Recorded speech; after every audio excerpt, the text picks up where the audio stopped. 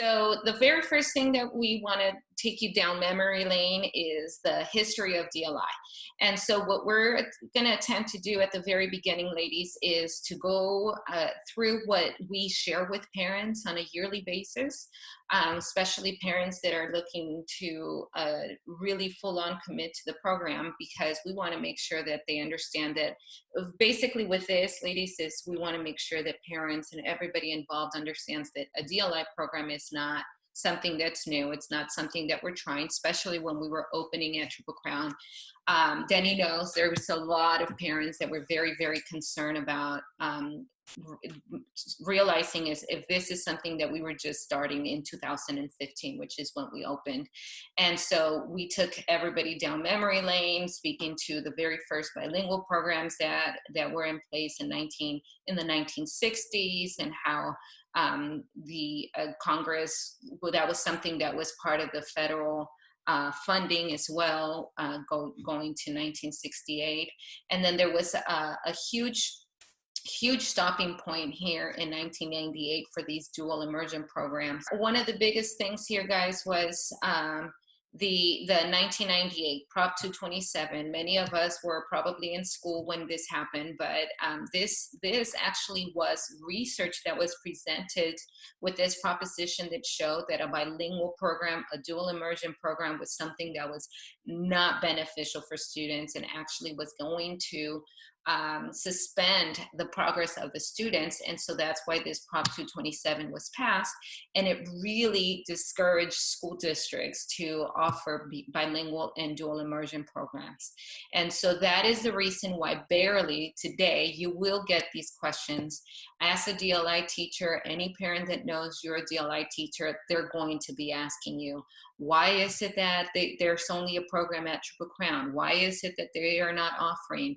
It was just not designed. For 20 years, the dual immersion programs, bilingual programs, were not something that was on the top priority of the state, of really the country, but really we're talking state right now.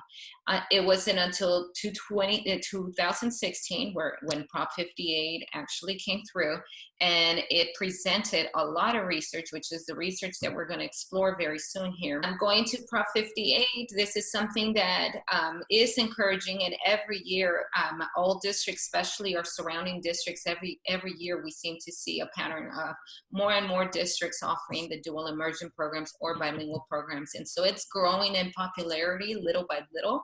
And you heard, even in our district, that's something that our leadership wants to see more of, and that's why we're looking at expansion. But again, that is very much the reason why there have not been so many. But that's not to say that these dual immersion programs are not powerful and super beneficial for our students. Some of the things that we share with the parents too, so that they're aware, is just are just the benefits of being bilingual, basically. So we share the information about how obviously being bilingual, speaking more than one language, helps with business, in the global world, with communication, students being able to travel, appreciating other cultures, just being aware, accepting, and tolerant of other cultures. And so obviously you all, the teachers, do a wonderful job bringing in that cultural aspect of it, and just making sure it goes back to the purpose of why are we doing this? Why are we learning another language right now, and just constantly putting that on the students' radar. In addition to that, we share that for our English learners, this is being in a bilingual program, a dual program, helps enrich both languages. So, I think Adriana already probably shared about, Prop 227, where it was stated that, teachers weren't able to include their primary language, and it was just they just had to use the English, immerse in the English language, and kind of that whole deficit-based approach. And thankfully with a dual program, this is something that's encouraged, being able to use the primary language of the students to increase the language acquisition of the other. We also share with them the benefits of the brain. Obviously, you're able to process using 2 languages, right? So your problem-solving skills are increased. Students that are bilingual have a higher level of problem-solving skills.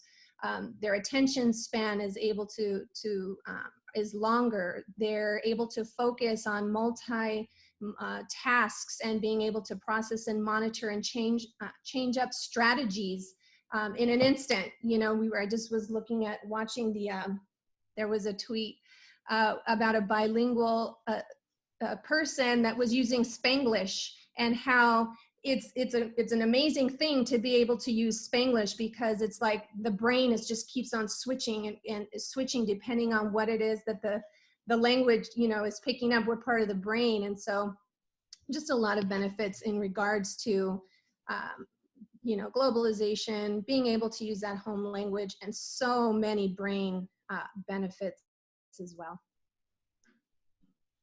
Oh, all of this information, by the way, is from this article that you see here in the middle, the CDE article, Research on Bilingual and Dual Programs. This is just these are the main points overall, but the article really goes in depth. And we really encourage you all, if you haven't read this yet or found this on our website yet, to click there and really go in depth with the benefits. I mean, it gets very specific. Okay. Sorry, I wanted to share too. This is actually the article. Last we met, we shared that we would be sharing with you a couple of documents that we really respect and have very, very good research and information around DLI programs and bilingual programs. And this is one out of the 2 that throughout the years, it has proven to be a very, very quality document. So this is one, and not to mention that this is the article that was used to pass Prop 58 with all of its research. And so we will have, for Module 2, we're actually going to be discussing this a little bit more. So if you really want to get acquainted, especially with the kind of program that we have adopted here in Valverde, that's a really good document for sure. Next slide.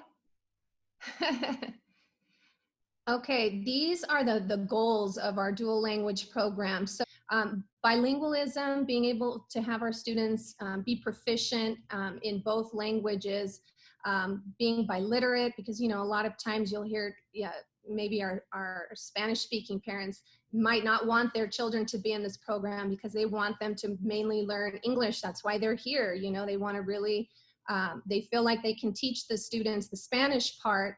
But what they're not understanding is that we're trying to get that academic Spanish part going with our program. So they can do social, but the academic piece also comes in with our program here, being able to allow them, you know, get them up to par with not just the speaking, but the reading and the writing of it as well.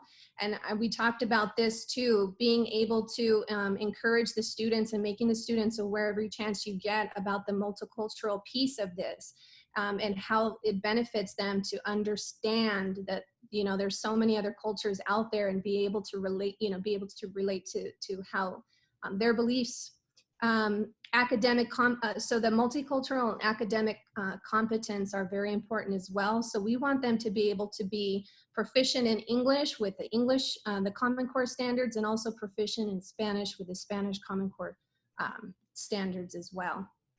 So those are our main focus points, our pillars that hold our program up, our why, our purpose. Okay, next. The model that we have chosen for Valverde is the 90-10 model. This is a model where in kinder, the instruction is given in Spanish. 90% of the day is given in Spanish and 10% in English. And then you can see as each grade progresses, the Spanish instructional minutes decrease and the English instructional minutes increase.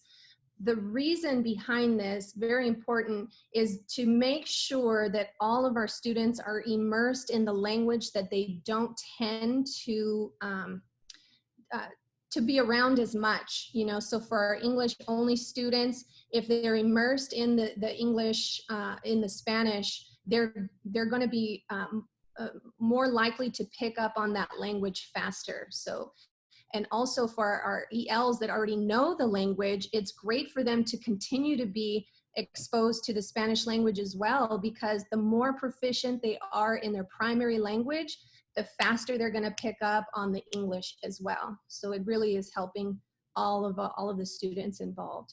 And these are great points that Tina is making.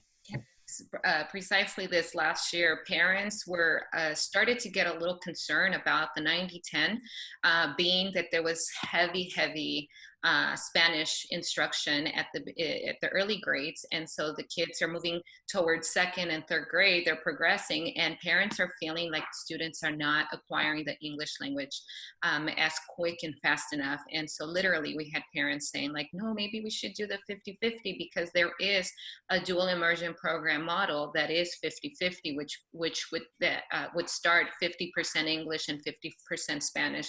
So the points that Tina just made are very good and solid points that you would want to share with any of your parents who are concerned. And so I'm just going to take a little step back here and just straightforward apologize that you guys are having to hear the things that you may come across with parents, but we have found that it is going to happen, and we want to equip you with it. So just bear with us a little bit with like the really just bare minimum, bare bottom of the information, and then we'll walk you through.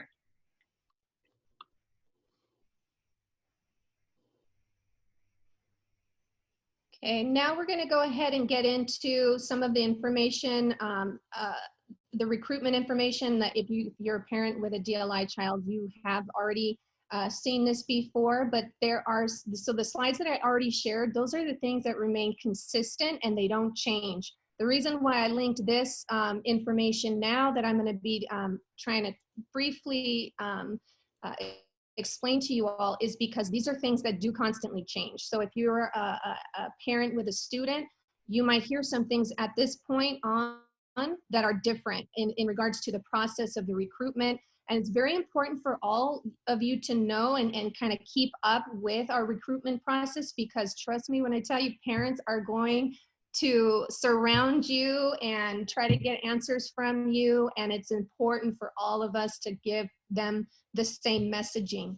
And if you're ever unsure, I'm going to share with you a place that you can go to get the information, and worst case scenario, you can't get the answer to them, they're right in front of your face. We'll, oh yeah, let me, share that information with our DLI support at the district office, and I'll get back to you as soon as possible. Just to make sure we're all in the same messaging. Go ahead. And not to mention too, ladies, that there will be some times where you may be getting a new student even at your grade level, maybe second, third. There are some cases where you will have a new student, so it'll be good for you to know the process and what really qualifies them and what we're sharing with parents and the commitment and all of that good stuff. Go ahead. Okay, so this is just to ensure that the students that are going to be attending our meetings are students that are going to be in kinder the next year. This is all you're going to notice, it's very wordy, so I'm going to try to make it as brief as possible, but also do justice to it so that you're aware of the meat and potatoes of this information. The reason why it's so lengthy is because there's been situations, just like with anything, as we go and we move forward and our program grows, things come up that are issues, big issues. And so the more information we put in here, the more we protect ourselves from those bigger issues that may occur later on, because we can always refer them to, well, we shared this in the meeting, that kind of thing. So just making sure that the students that are applying, so for example, next year, our kinder, when we start doing kinder recruitment for next year, it's going to be for the 2021-2022 school year. So we let them know what their birth date has to be. If they're sitting in our meeting, they have to be within this age, otherwise they will not qualify. And so they'll type the application up, they'll still stay, but we try to emphasize, but if they're not in the age requirement, then their application doesn't really qualify for the next year. They have to come the year before their kinders are going to be in kindergarten. Okay. We let them know, well, I just explained that part already. We already shared about the goals, the DLI goals. We usually share with them a video so that they're aware of what the program looks like in the classroom. And now that we're up to 5th grade, we are going to have to consider creating a new video to let parents know that we're fully, all of our grade levels are full with at least 2 DLI classes per grade level. This is going to be something that pertains to our new 5th grade now, is that we have been sharing as of last year's recruitment. We started sharing with parents this information so this wouldn't be a surprise to them. But there is a requirement that our DLI students in 5th grade, in order for them to be considered being on the path of earning their seal of biliteracy, they're going to get a special award. And that award and ceremony would be based on these 3 requirements. Number 1, did they complete at least 5 hours of community service? And those community service hours, and this is something that as 5th grade teachers, now that we're going to have to collaborate and see how we want this to work now that we have these teachers involved. What do we want those 5 hours of community service to look like? So we'll have conversations about that later on. And then they also have to meet the grade level standards for 5th grade. And then we're also requesting that they complete an essay on the impact of bilingualism in their student educational life so far. So on this, I wanted to share, this is something that as we were starting the program, we adopted from other districts that are doing it, other highlighted districts, but especially Crystal, you will be the one executing this plan. So this is very open, talk to us. When you go back and talk to Marcos, it would be great if you guys agree with this and how we can measure these outcomes to make sure that we give the students. But really just the vision, just for the entire team, is to give parents that sense of milestones throughout as they're progressing through the program. Because if we just waited for like the 12th grade seal of biliteracy, that's a super long-term goal. So we thought it would be nice to offer something as they finish the elementary pathway, the secondary pathway, and then of course the end pathway. And so another super nice vision to go with this is the first year. Unfortunately, we were not able to do it, but this is the first year that we were going to celebrate all of our seniors, the recipients of the seal of biliteracy, as a district wide ceremony, because in the past it's been each high school does their own little thing, and so the kids kind of just get it and they go with it, and it's that nice little seal that goes on their diploma. But really, I mean, my son got it last year and he really just doesn't really know what it is. So we really wanted to do something big, especially for our DLI students who are working so hard. And so again, this was the first year, and part of the plans too would be to include our 5th grade students. So how cool would it be for us to have a ceremony with our seniors, getting their seal of biliteracy, and our 5th grade DLI students getting some kind of bilingual pathway award. So that's the dream, but it's not solid and it's not set in stone. So if you guys feel like you guys want to include a few more things, the idea is not to get these kids to go through like a million hoops. It's just, it's a reward for being in the program, and it's a milestone. It's a recognition for all the work and time that parents, families, and students have put forth. So Crystal, actually, you're going to be the one that knows a little bit more around this, in the sense that this is not something we've discussed in length with Marcos, because obviously we didn't know our 5th grade team. So just know that you'll have more information on this. Any more that you wanted to add, Tina Beans? Nope, that's Okay. good so far. There you go. You already kind of covered. We do share with the parents that the ultimate goal is that seal of biliteracy and the fact that they're going to be able to show proficiency in the Spanish language, and that will go on their diploma, and that's going to help with that whole competitive edge and getting into college. You know, they're going to be looking for those students compared to the students that may not have that seal on their, you know, transcripts. So we like to share that with our parents as well. Questions that we share with the parents: will my child be tested in their home language? So when their kinder's coming up into our program, we do share with them that they are tested in their home language for the language fluency part, so that we can determine whether or not they're going to be on the English. You know, we have in one class of 30, we need to fill 15 of those spots with English only students and 15 of those spots with Spanish dominant or bilingual students. And so we do share, they do have an assessment during the recruitment process where they do take the language fluency just to determine which seat they could potentially fill of the English or the Spanish. So that's what we, next. And then the reason for the 50% English and 50% Spanish speakers is so that the students are using each other to build the language and to be able to problem solve using the skills that they both have.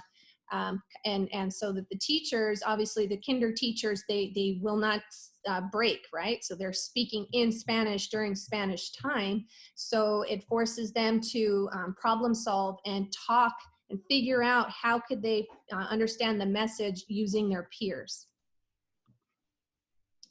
We also share with them that they do also do academic testing. So this is already after recruitment. So sometimes parents might say, oh, well,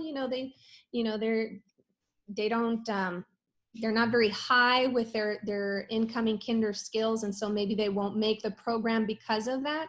And that absolutely does not deter a student from being in our program. Whatever their abilities are does not make any kind of difference. Any student can join. It's just that they have to complete all the requirements. The academic testing involves the same thing that the kinder academic testing does. It's just that this is the one that's going to be solely in Spanish for our DLI students. So when we're asking our kinder students to name the letters and sounds, the rote counting, the number recognition to 20, and then their shapes, their geometric shapes, the English only classes, they're obviously having to do those in English, but the DLI classes are having to assess in Spanish. And we always share, of course, our English only students are not going to do very well for the most part on this initial testing, but it gives the teachers a baseline of what they need to work on moving forward, because these are year-long. This is a year-long mastery goal right here. And a word on academic testing too. Should there be a situation where you would be accepting, let's say there's a newcomer 4th grader or a newcomer 3rd grader, 5th grader, and the team feels like, okay, this is going to be a very good route for the student. They're very strong in their Spanish skills. They are very strong in their English skills, because it can happen. Then we would also connect with you. I believe so far, if I'm not mistaken, all the way up to 3rd grade, there are some specific academic, like there is a specific academic assessment that can be administered as they're coming in for us to determine if the students are coming in on par with the skills that we would need them to come in. And again, it's nothing else other than just making sure that the students are going to be successful. And so Xochitl and Crystal, you guys are going into this, and just know that if there is a situation where a student is is looking to participate in the program, there has to be some kind of academic assessment to ensure though that they're going to be able to hang per se. So then that's one. And then the other piece too is just a reminder from last time, any student that comes in and leaves the program, it's good that we all are aware of it because of all the other conversations we had around CalPADs and counting and tagging and all that good stuff. Yeah, and typically when we have a kiddo come in to us that's expressing interest in dual language, it'll come through the front office first. So sometimes it'll also come through student services. They'll notify us and let us know. When we're having those conversations with the parents, we never guarantee a spot until all of that academic testing has occurred. So we had that instance this year where we had a first grader trying to come into the program who was not equipped to be in our program. They were coming from another program, but just the levels of rigor between programs and in various districts is not the same. And we've been fortunate to really build a rigorous program. And so sometimes our program is not the best fit for some of the kiddos coming in. So, I mean, in regards to the tagging kids, you know, I'll talk with Maria as well, our attendance person, because I think she was under the assumption that tagging was happening. And so we need to make sure that she is keeping, oh my goodness, your gal. Yeah, Marcia, no, but you know what? There are two different, there's an in-house Aries tag and then there's CalPADS tag. So yes. Maybe that's where it is. So she must be doing what she's supposed to be doing, but then there's that other piece. But yeah, connecting. But I love what Denny, you just mentioned, because it's so true. It's not just newcomer students that are looking to join the program, but there are cases where somebody may reach out to you and say, hey, I have a fourth grader, they're in the Riverside DLI program and they want to join the program. So it's not just a slam dunk, let's go, because Denny is so right, the rigor is probably not there, or just the level. So many things can happen. Yeah, great point, super great point.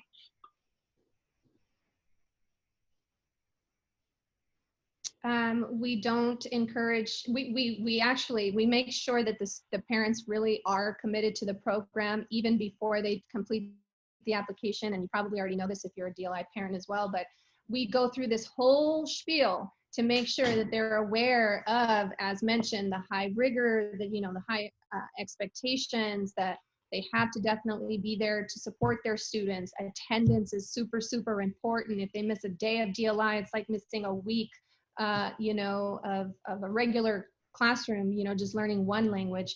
So we share all of that information. And so when we say, once your child is in, then it's best that they stay in and they stay committed because of the consistency of that language acquisition. And if they start a DLI program in the beginning and then they leave, then they're going to find that their students are going to be behind in English. Whereas if they would have kept with the program and, stayed consistent moving on, they would have developed and balanced out and surpassed their English acquisition, and vice versa if they stick with the program. So we do recommend they stay for at least the elementary years.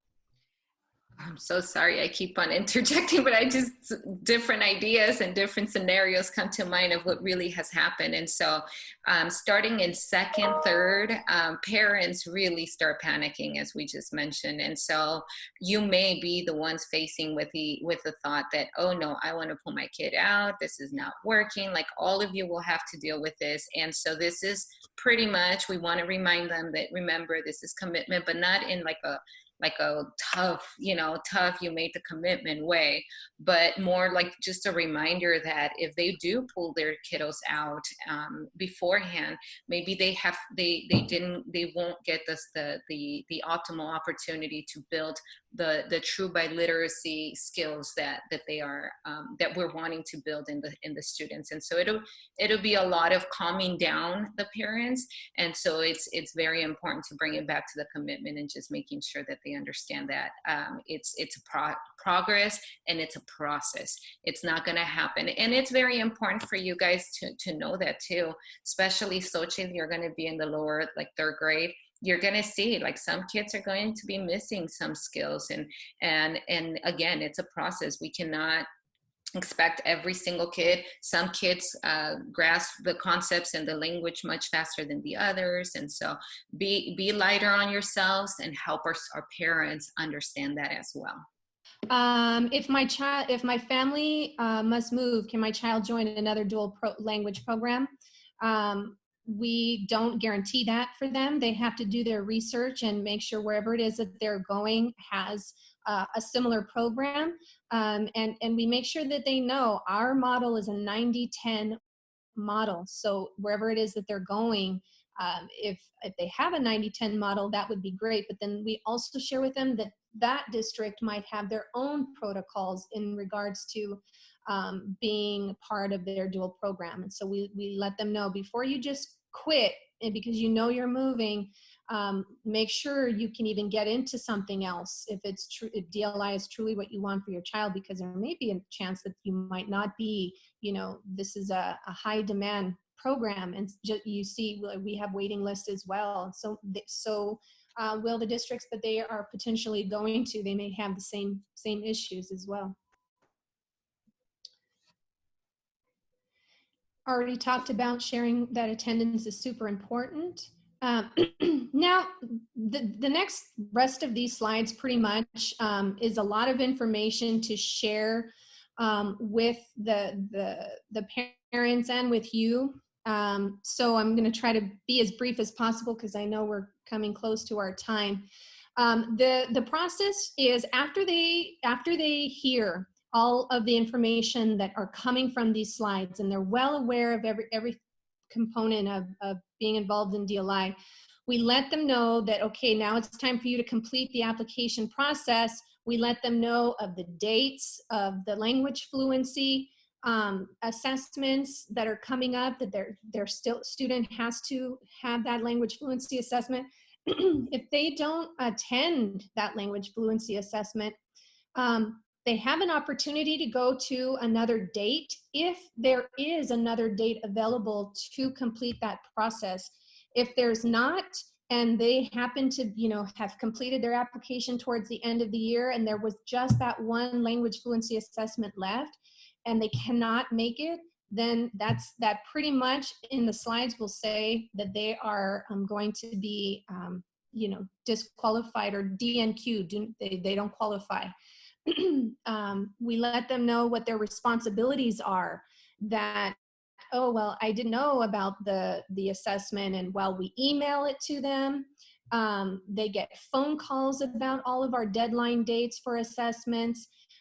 They get a mailer, you know, a snail mail letter inviting them to all of the deadlines that you see highlighted here. These are not this year's, these were this year's deadlines. Obviously, we need to get with Valerie to talk about next year's deadlines, if we can even do this. I'm not sure what it's going to look like, but we'll have to figure something out. But we let them know it's their responsibility to look at the signs. We have signs in the front as well. So if they're not getting the text, and they're not getting the email, and they're not getting the phone call, and they're not getting the snail mail, then you know what? It's posted all over the front of Triple Crown as well. So kind of keep an eye out. So this is all of this.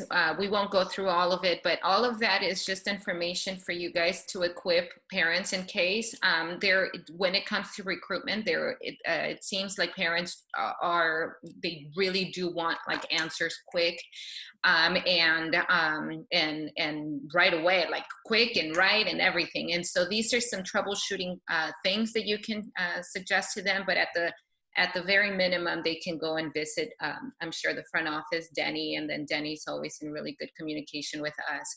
But all this to say that we really do equip parents with the information, and the recruitment process is very lengthy and very detailed. And so just know that in case you guys are hearing like, hey, I haven't heard of that, just know that it's in progress. And so just shoot us an email if any, and again, you wouldn't be, all of us here are upper grade, so you really technically would not be part of these conversations, but then we count on your fifth grade student having a kindergartner student incoming, and then they're going to ask you, you know, or just any of these questions. So just know that information is there, and that link that you guys have is always active, an active link, and we're always updating it.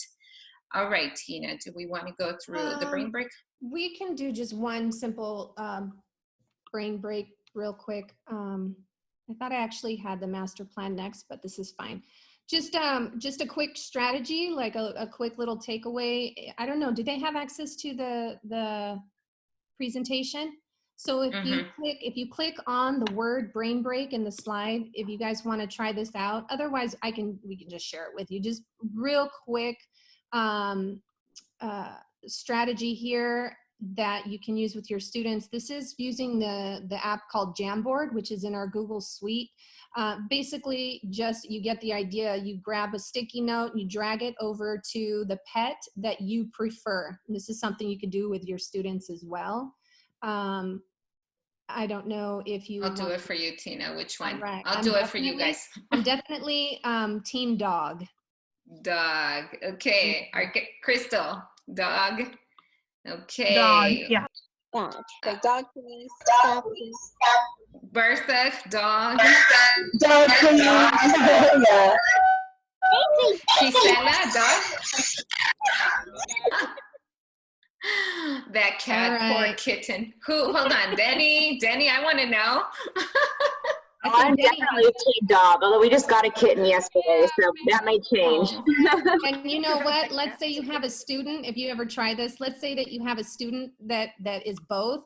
If you click on the little notepad, the little paper towards the left, and you can open up another Post-it note, put your name on it, and they can put their name on both.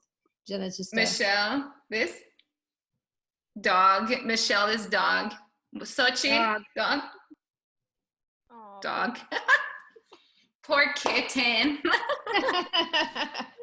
are not nice. Hold on, Bertha. Did I leave Bertha? No, Bertha's here. Okay, yes. Yeah. All right. Well, that's cool. Okay, so the website, the master plan. You know what? You might as well go ahead, Adriana, just because you're going to be going from link to link, and you can just. I gave the directions. There are 2 ways to access our.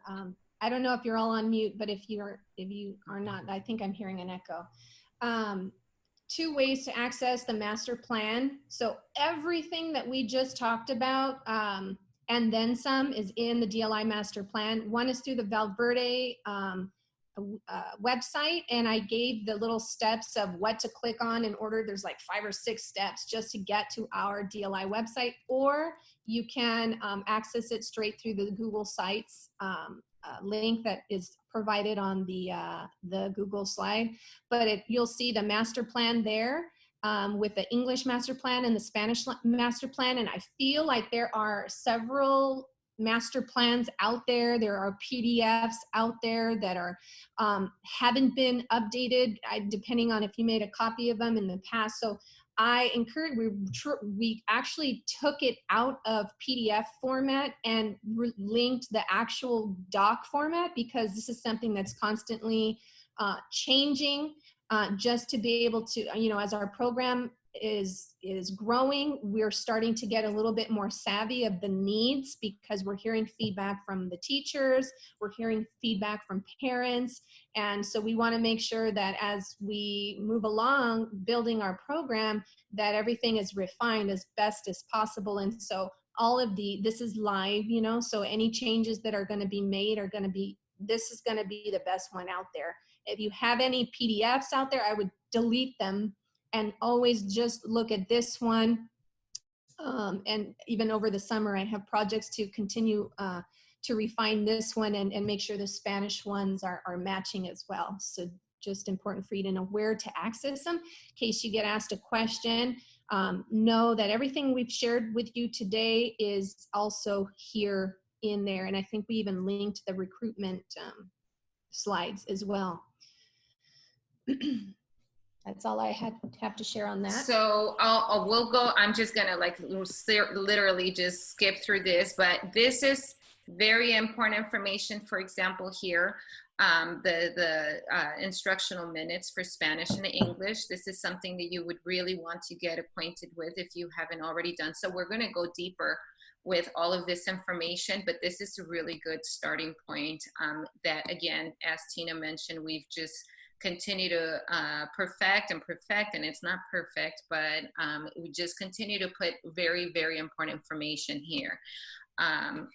Some of this information is for just solely for parents, and some of this information is for our entire DLI community, which is obviously all of us. This may be very important for you guys to know, just clarity on how we go down the priority list when we are dealing with 120 students wanting to participate on the English only side, at least, and then how we go down the priority list. A little bit of information on retention for DLI students, when DLI may not be appropriate for DLI students, but we do try very hard to retain all of our DLI kiddos and find ways in which they can all be successful. This is information that Tina shared around the process. This is directly for the team here. This is for teachers and for our district lead, which would be Tina in this case. So if you, I don't know if this works this way. I'll just make it, this may be a really good portion that you may want to go back and look at, page 15, just so you can kind of see what happens by like in a quarterly system, and what kind of things are happening at the district level as well. Let's see, assessments. You're going to get a little bit more on this, but this is, again, a good starting point for you guys to kind of see what the processes are for certain things. Translation requests. This is a good little graphic here. And then just frequently asked questions, typically from parents, but again, good information for you guys. Just walking you through it, not trying to make you dizzy or anything else, but we have found that sometimes we're looking for questions and then, oh, yep, it is in the master plan. So it'll be good if you can get acquainted with that.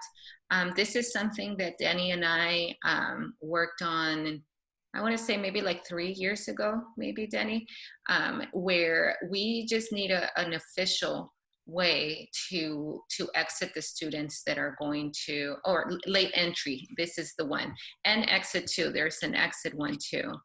But exit the students, this is the exit one, where parents, just like they're choosing to put their students in, that they are choosing to pull their students out of the program. But this is the entryway, and this is what we were talking about. What are we giving the student fluency assessment and the academic assessment? And so this is a good document to have for you guys in case you have students that are wanting to exit or enter into the program. So with that, we kind of got a super quick run through of the master plan. And then Tina, did you want to, So what should we do now? Yeah, let's go ahead and do a really quick, real quick Kahoot. So if you don't mind, if you guys can on your phone, just go to kahoot.it, and then Adriana, if you can click on the left-hand picture link, that will take you to where you can go ahead. Hopefully you'll have access to play it so that they can get the pin. Hopefully at least you can see the screen.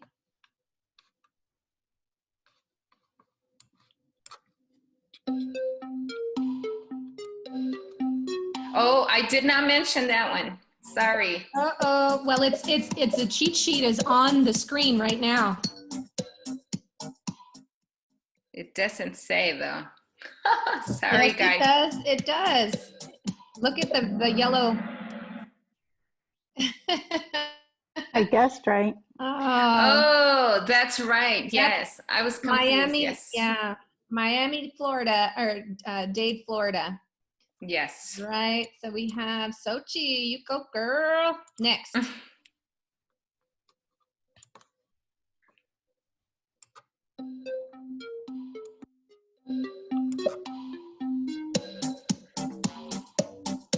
By the way, I didn't pay for this, so if you pay for it, you get multi-select, apparently. Oh. So everybody should have been correct if they picked something, but the actual answer is all of them. Very good. Oh, I keep having to move. Oh, Williams, calm down, girl. This is just a good review.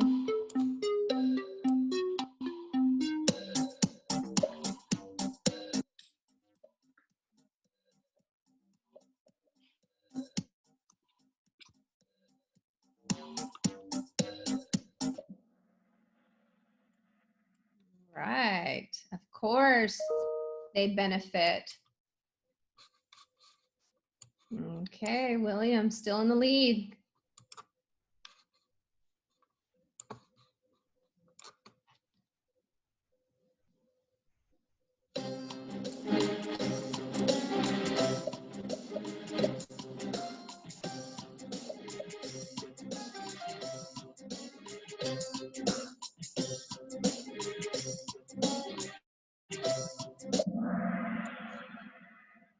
All right. Oh, someone has faith in me alone. Thank you, guys. So this is one of those, actually, all of us, right, are Yeah. can be contacted. Let's Clarity on that, actually, what the idea behind that too is, if you do the DLI support team, it actually includes the three of us, but also Denny and Michelle, who are very important in this, in any of the questions that you may have. So instead of just each of us, if you do the DLI support team, one of us will get to your questions or any ideas that you may have. Mm-hmm. All right, next.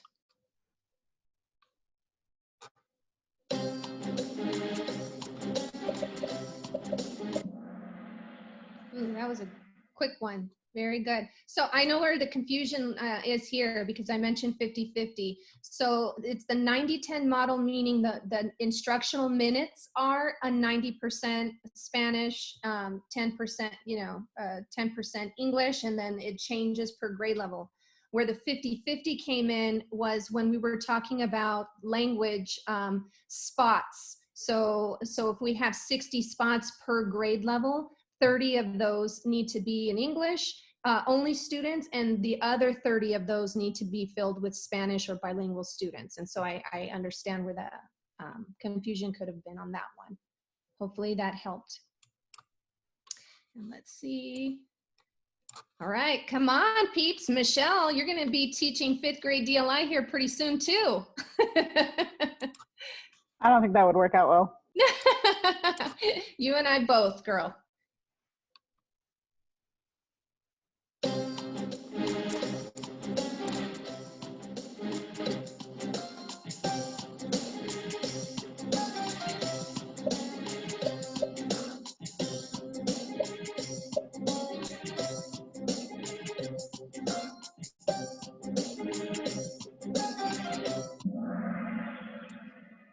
Okay.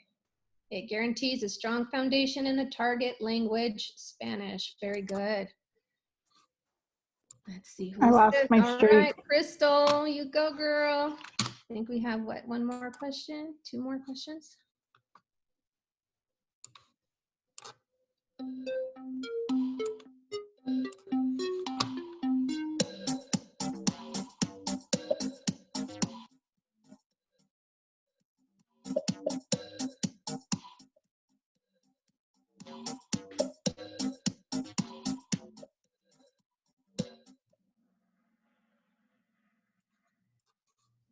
Okay. So funny that we all picked the first one, but they are all benefits, right? Yeah. This is probably going to be a fast one.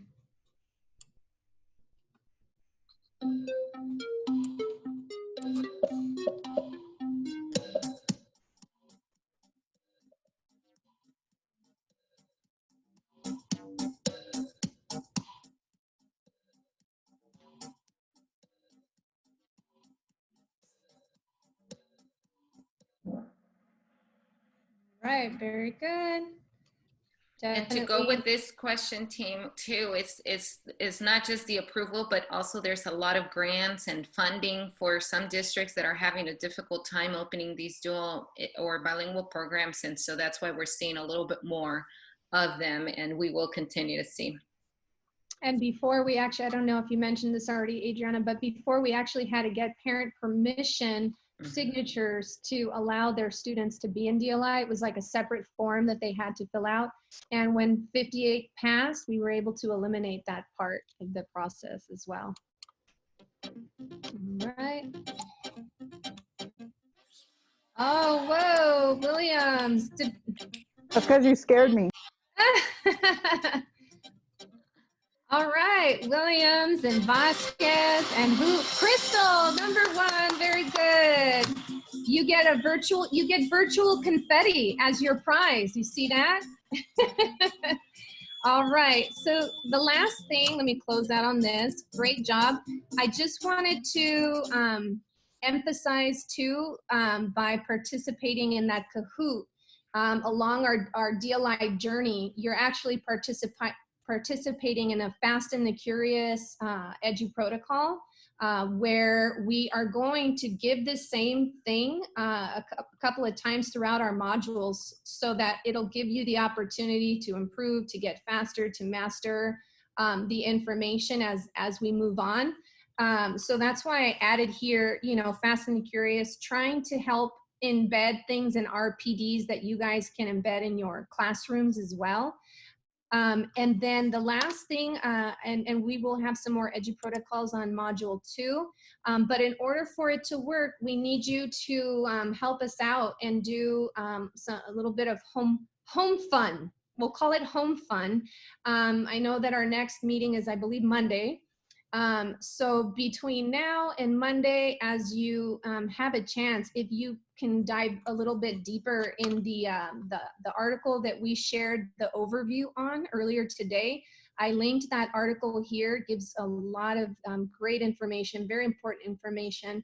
And then also, we would love for you to explore on your own time the master plan a little bit more. Adriana kind of was scrolling through pretty quickly, but just to give you an idea of some of the things that are there, we'd love for you to scroll through that. We want you to notate any reflections you have in some of the information in the master plan, notate any notes that you have when you're reading the article, so that you can bring them to module 2 with you, and we can share out some reflections and questions that might have arisen from your research of the master plan and exploration of the master plan, as well as the article. So if you would love, we would love for you to just kind of have that ahead of time, so that our module 2 is basically a debrief. It's going to be shorter than this one. It'll be a 30-minute debrief with bringing these things to the meeting ready to go. Adriana, is there anything? That's it. And we apologize for taking 10 extra minutes of your time. Hopefully this next time we'll be better prepared and not take any tech issues time. With that, I think that's good. Danny, Michelle, do you have anything else to share?